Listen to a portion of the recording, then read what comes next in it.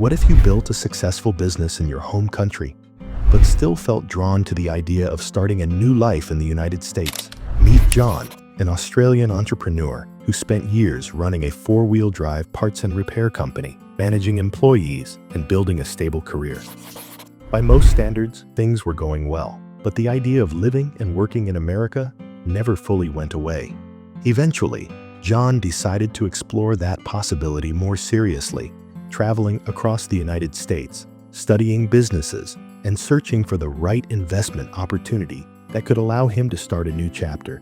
But moving to another country through business ownership isn't as simple as buying a company and packing your bags.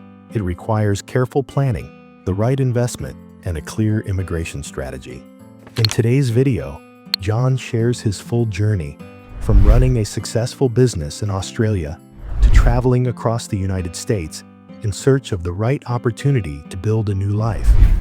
And later in the video, we'll also walk through some of the key practical steps many entrepreneurs take when preparing for an E-2 investor visa, along with a quick quiz to test your knowledge about U.S. immigration.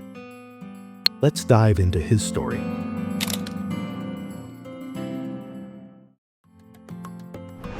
Just a quick reminder, if you appreciate this in-depth content, please take a moment to like and subscribe. It helps us bring you more. Now, on with the story. Building experience in Australia. I spent the last 15 years, my initial training was as an accountant. I started off as an accountant. My father had a transport company for many, many years, so I had a good background in transport, but also in family businesses. And then I bought a business we got in 2001, I think it was, a four-wheel drive business. The four-wheel drive business was a parts business, so it was spare parts, second-hand and new. And also we used to repair four-wheel drives and all sorts of stuff. So my role mainly was running the business as a managing director, and we had in between 15 to 20 people working for us at any one time. Every success story starts somewhere. For John, it began in Australia, where he built his career running a four-wheel drive parts and repair company. Managing employees and overseeing daily operations gave him years of hands-on experience as an entrepreneur. But even with a successful business back home, the idea of building something in the United States continued to grow.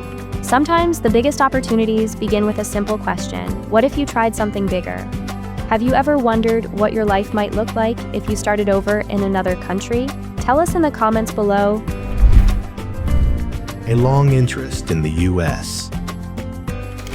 America had always fascinated me since I was 18. I got accepted to UCLA when I was 18 years old. I asked my student advisor, if she would help me go to America to become a student, because I loved the place. I always wanted to stay there because I'd been there a few times as a kid, and I got accepted. Unfortunately, my parents said no, they wouldn't allow me to go because they felt as though I wouldn't come back to Australia. So they said, no, you're not going. So ever since then, my affair with America had started. I've come and gone to probably about 10, 12 times to the States during the 90s. So whether it be on fun trips or, say for instance, coming over to do a bit of business or this or that, I did a lot of that. And I brought the kids sort of go for holidays and this and that and everything else, and I just love the place. For some people, the dream of living in another country begins with a single moment. For John, that moment came when he was just 18 years old. He had actually been accepted to study at UCLA in California. But his parents were worried that if he moved to the United States, he might never come back to Australia, so they encouraged him to stay. Even though John didn't move at that time, the experience left a lasting impression. Over the following years, he continued visiting the United States, sometimes for vacations, sometimes while exploring business opportunities. And with every trip, the same idea kept growing. The United States was a place full of possibility. Eventually, John began asking a bigger question. What would it take to actually live and work in America? For entrepreneurs, one possible pathway can involve investing in and operating a business in the United States. But immigration through business investment isn't simply about buying something and walking away. For example, imagine someone buys a small business but never gets involved in running it. Now compare that to someone who buys a business, moves to the United States, manages the staff, improves operations, and grows the company. Those two situations are very different from an immigration perspective. Investor visas are designed for entrepreneurs who are actively building and running a real business. And that's exactly the type of approach John decided to explore. If you had the opportunity to invest in a business overseas, would you feel confident making that move, or would the risk make you hesitate? Tell us in the comments. Exploring opportunities in the U.S. I spent 6 weeks here in April of this year, going through businesses and checking them out. I went to Texas first, and then I came to California, and that's all I did was just driving around, finding different businesses that we were looking at their financials, looking at the operations, and checking them all out. That was absolutely imperative. If you try and do it from home, I think that, as much as you can listen to what people say, and that's fair enough, you really have to have a good look at yourself. And we had a look at the numbers, saw what the numbers were all about, looked at the offices, saw what the employees were all about, and then it was a matter of just going to lunch and saying, well, okay, he thought it was worth X, I thought it was worth Z, and in the middle there, we agreed. Instead of rushing into a decision, John approached the process like an experienced entrepreneur. He traveled across the United States, visiting businesses, reviewing financial information, and trying to understand how different companies actually operated. Because when you're investing in a business, especially in another country, the numbers alone rarely tell the full story. Eventually, after evaluating several opportunities, one business stood out. But before committing to the purchase, John wanted to see how the company really worked from the inside. If you were in John's position, would you feel comfortable buying a business based only on the numbers, or would you need to see how it actually runs first? Tell us in the comments. Understanding operations. What I did was I came in as a consultant.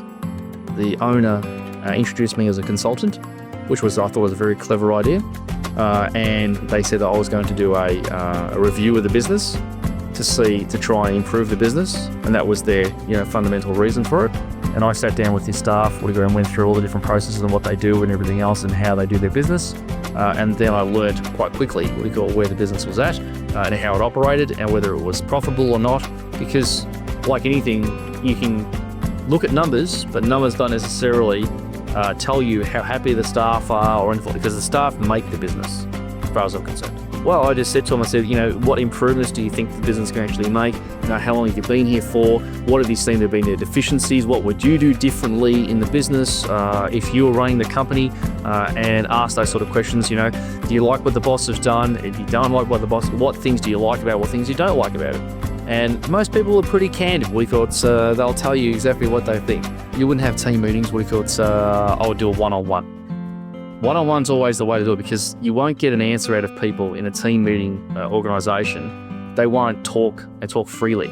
In a lot of respects, I actually took a lot of people outside the business and took them downstairs for a cup of coffee and sat down and had just open, frank discussion with them. And that was the best way to do it. Get them out of the office and let them speak freely, because sometimes, depending on who's listening in the offices, they won't want to open up and talk. That way you can. So the due diligence process was look at the numbers, see what profitability actually it had, and then look at looking into internally in the control procedures of the business. So I would recommend for anyone buying a business over here would be to look at the numbers, get your accountant or your business advisor to look at the numbers so you understand what's involved. I would certainly advise that in all businesses where they're trying to get sold, people tend to reflect very, very importantly on the numbers. Knock off 20-30% of what they believe is the business turnover, and then work on the worst case scenario. If you're still happy with the worst case scenario, then move forward. To gain deeper insight, John entered the company as a consultant. This allowed him to observe daily operations, speak directly with employees, and understand how the business functioned beyond the financial reports. Those conversations helped him evaluate something numbers alone can't always show: the people behind the business. And for many entrepreneurs, understanding the team inside a company can be just as important as understanding the financials. If you are buying a business, would you rely only on financial reports, or would you want to hear directly from the employees too? Let us know in the comments. Planning a family transition. if they're going to make the plunge, we go on it, make sure that you have a really good idea of where you want to be in 5 to 10 years' time. Make sure you've got wonderful support from your wife or your partner and your children, that you can do it on your own for a period of time before they come over. Make sure that you're going to get them well educated. We've got an education system over here is very, very good, and that you're happy with the area in which you're going to set up in, and it's relatively close to your offices so that you're not traveling forever and a day and killing yourself. Make sure that your business is a business that is going to make money to the best of your abilities to know, so that you don't stress yourself out over financials. Any business that's stressed financially will cause stress for you emotionally, which causes stress for the family. And then what will happen is you'll go home, and your wife will love it back home, because it's stressful enough for them to bring their children or whatever it is. We're over here to start a new life where they have no friends. And if you do that, make sure that it's a really comfortable, easy transition. If at any stage you feel as though it's going to be uncomfortable, then you need to come and do all the transition yourself personally, all right? Be it a male or a female, whoever it is wants to come over and do it. And then bring the family over when everything is calm and everything's ready to go. And the business is ticking along nicely, making money, so that you're supporting yourself and your family. If you don't do it that way, you're wasting your time. It's just, it'd be too difficult and it won't work, and there'd be too much stress and pressure. Relocating to another country involves much more than simply buying a business. For John, it also meant planning carefully for the future, thinking about where to live, how the business would operate long-term, and how the transition would work for his family. Because building a new life in another country is not just a business decision, it's a life decision. If you were moving internationally for a business opportunity, would you relocate your family immediately or wait until everything was ready? Tell us in the comments. Before we wrap up, let's do a quick challenge. Throughout John's story, we've seen how business decisions and immigration planning often go hand in hand when someone wants to move to the United States. But how much do you actually know about U.S. investor visas? Let's test your knowledge with a quick quiz. Question 1. True or false? Buying a business in the United States automatically guarantees a visa. Answer: false. Even if someone purchases a business, they still need to qualify for the appropriate visa category. Question 2. True or false? Investor visa applications often require evidence that the business is real and actively operating. Answer: true. Investor visa applications require proof that the business is legitimate and actively operating, not just an idea on paper. Question 3. What is one important step entrepreneurs should take before purchasing a business abroad? Answer: conducting proper due diligence, reviewing the business's finances, operations, and legal status to avoid risks before investing. Question 4. True or false? Talking with employees can provide valuable insight into how a business really operates. Answer: true. Speaking with employees can reveal how the business truly functions day to day beyond what's presented officially. Question 5. True or false? Some entrepreneurs choose to establish the business first before relocating their entire family. Answer: true. Some entrepreneurs set up and stabilize the business first before moving their entire family to reduce risk and ensure a smoother transition. Did you get 3 out of 5 or more? Then you already know more about U.S. visas than most people starting the process. John's journey shows how determination and preparation can turn a long-time dream into reality. From running a successful company in Australia to traveling across the United States, searching for the right opportunity, every step required research, patience, and careful decision-making. And John's experience reminds us of something many international entrepreneurs eventually discover along the way. Moving to the United States isn't just about buying a business. It's about building the right foundation before the move ever happens. For many investors pursuing opportunities like the E-2 visa, the journey often includes studying different markets, visiting potential businesses in person, reviewing financial records, and understanding how the company actually operates before making a commitment. Many applicants also work closely with experienced immigration attorneys to navigate the legal process and ensure everything is structured correctly. When those pieces come together, the dream of living and working in the United States can move from a distant possibility to a real and achievable future. Because behind every successful immigration story, there's always something deeply personal. A vision, a family, and the courage to take the leap when the opportunity finally appears. What part of his story inspired you the most?